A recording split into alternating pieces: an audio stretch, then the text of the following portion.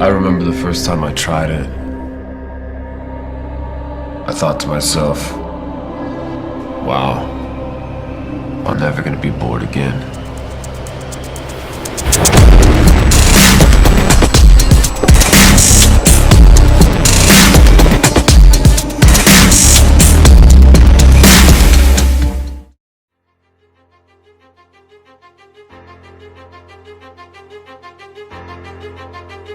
Technology has changed so much over the years, and it has contributed in a lot of the advancement of many aspects of the industry, as well as people's daily life. Architecture is not spared from this change. It has benefited a lot from the development of this technology. With this, it's not a secret that one aspect of technology that has changed the world is virtual reality. This term, although may be new to some, it's not hard to define, since it is what its name implies. The term comes from virtual and reality, which suggests that it's a new reality.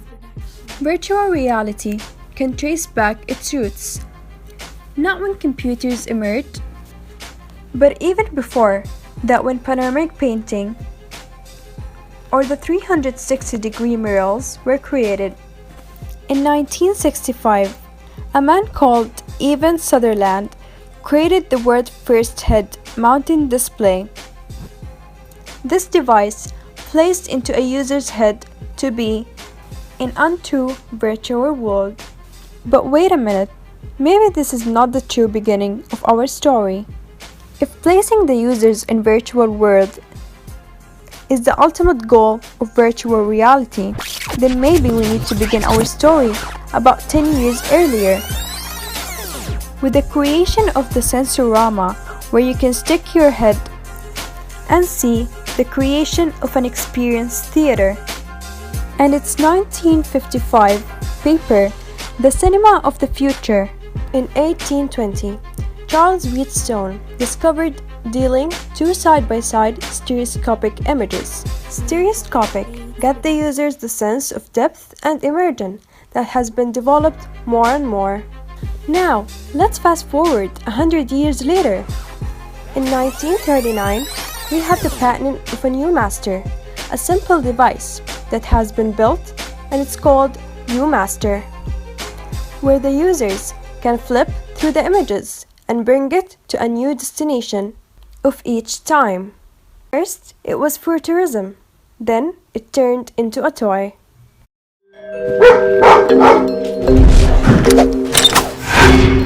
So Google, Tesla, Apple, Verizon. Wait.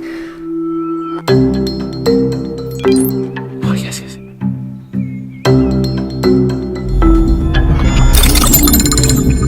Welcome to Google, Tesla. Now, in the 21st century, virtual reality has evolved and branched out to different types, which include enhanced reality, desktop virtual reality, telepresence, immersive virtual reality, and QTVR.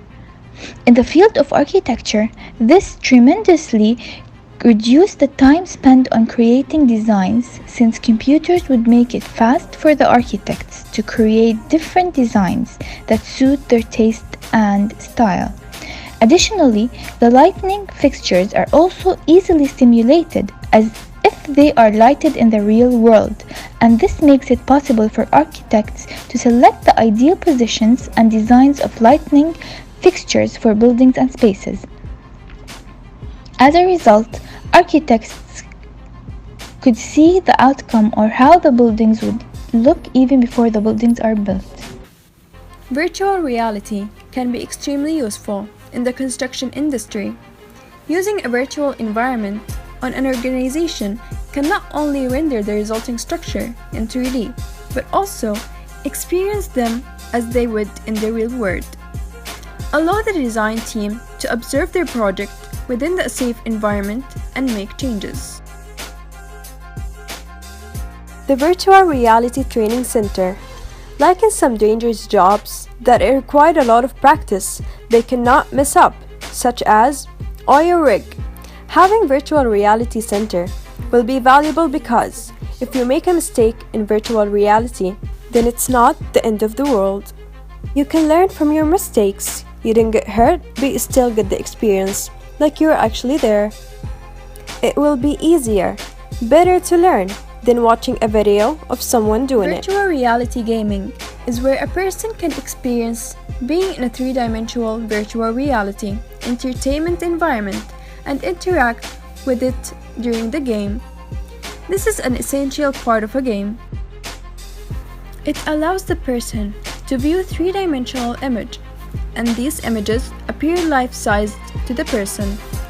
Virtual travel, that you can be able to experience places that you may not be able to travel to all the time, and really get the sense and feel that you are there, especially if it's a video, or being able to walk around and have fun, or maybe planning for a honeymoon. Virtual tours can be in a certain place, like a museum, college building, office building.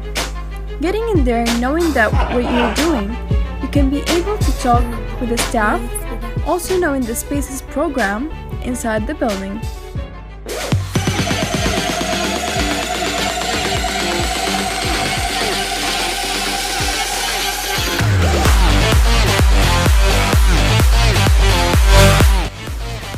The architects are very excited to use this tool in their presentations to have their very impressive way of moving around the environment and not involving their hand while presenting. So, combining virtual reality with cognition presumptions and interface design research, and using virtual reality as a tool to study how humans behave, think, and operate, especially when they can move through space and know what kind of sense they receive. Visual cues, auditory cues, and physical motion cues. When the architect just look at the physical model, they don't get to experience the model, they just imagine it in their heads. But when they use the virtual reality as a tool for architects, it will really give the experience needed, and then the architects use this knowledge to improve not only our understanding of mechanism, but also to improve their process. The quality of the building and the interface between the computer and the architect, the benefits here is to present the building that they have not yet built. Like in the design review, when it's time to present the building to the company or clients, it will give them more of a sense of being in this building.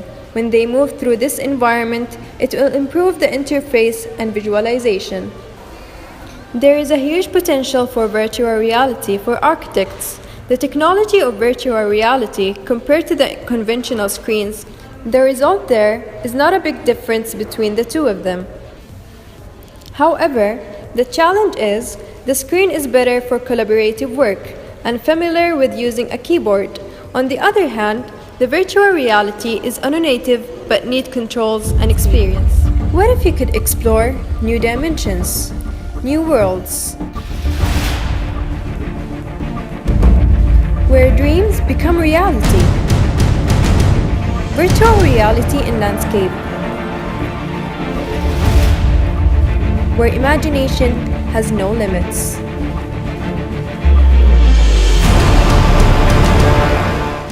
Factors in virtual environment which can affect architecture, immersion, interactivity, information intensity, and intelligence of objects.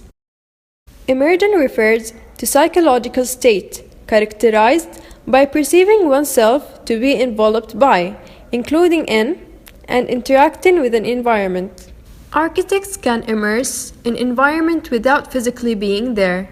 Interactivity pertains to enabling users to engage with virtual environment, so that they can alter perspective in these virtual settings. Information intensity refers to detail level through geo-virtual reality, such as offering perspective from different angles and viewpoints. Intelligent objects can help architects to maximize access to virtual environment. Moving trees around as if it's real, and the wind is blowing through the trees in real time.